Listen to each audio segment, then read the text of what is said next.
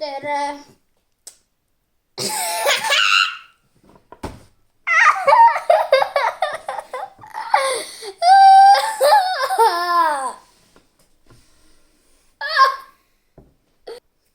Mu vanemal ja vanaisal on täna pulma-aastapäev 48. Palju õnne! Või see palju õnne! Ja täna me loeme, kui mina olin veel väikene mees, mille autol on Karl Ader. Ja see on, mitmes peatükk see on? Aati suured on siin. See on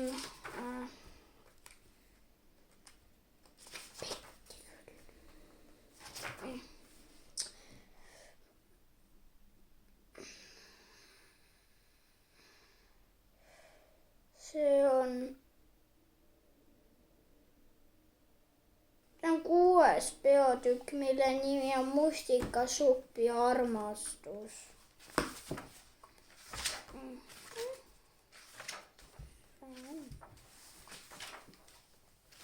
Mustikasupp ja armastus.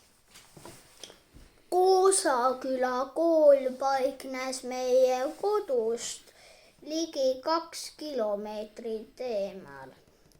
Ühel tuisusel talvepäeval sõidutas isa mind Miiraga kooli ja lubas, kui ilm ei parane, hobusega vastu ka tulla. Muidu käis koolis käimine ikka jalgsi.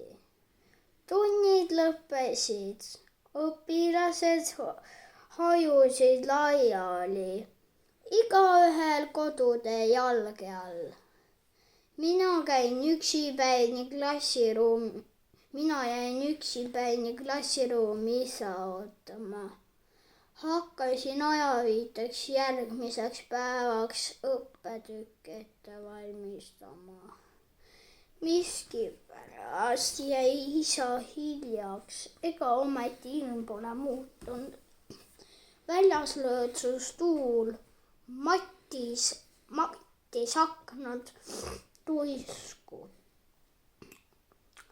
Olgu, mis on, hakkasin tööle. Mõne aja pärast avanes uks ja uksel seisis koolipreili.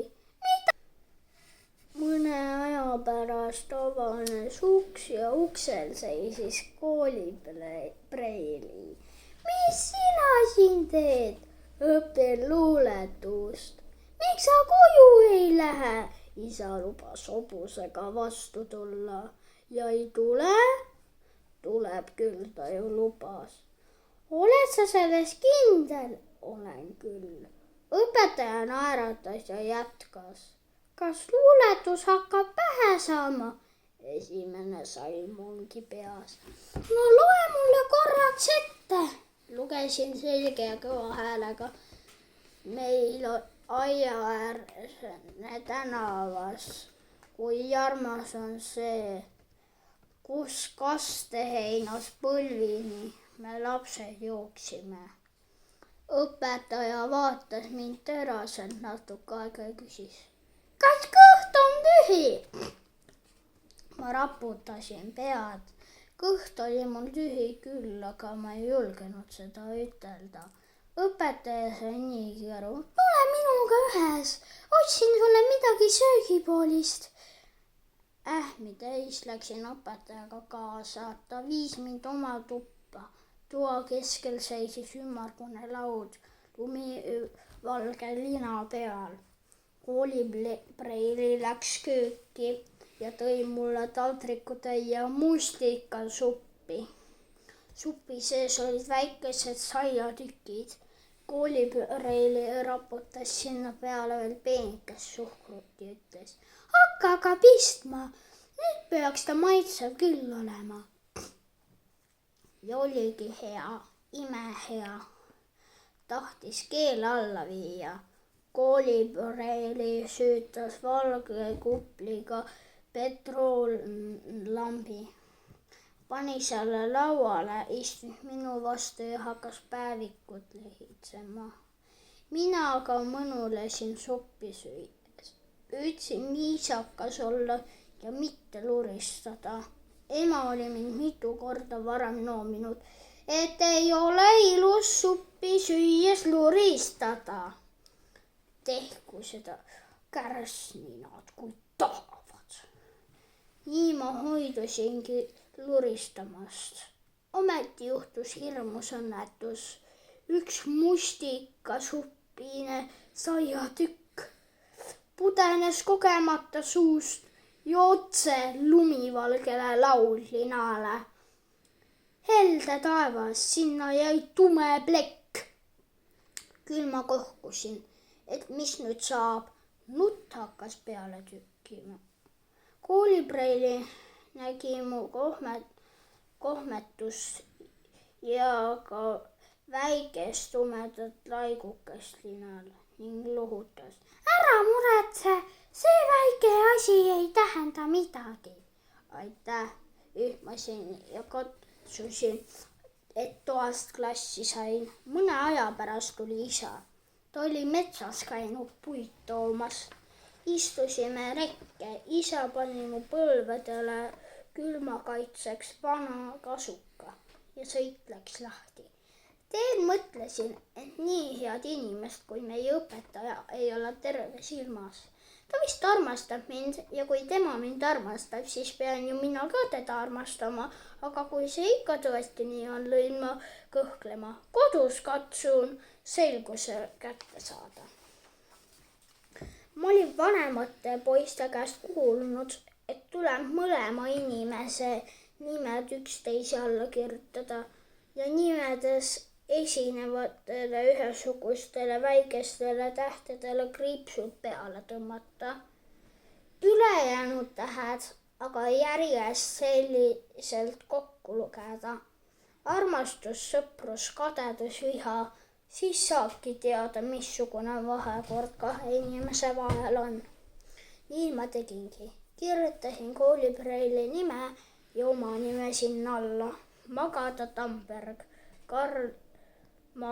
Magda Tamberg, Karl Ader. Tõmbasin nimedes esinevatele ühesugustele tähtedele, väikestele tähtedele kriipsud peale.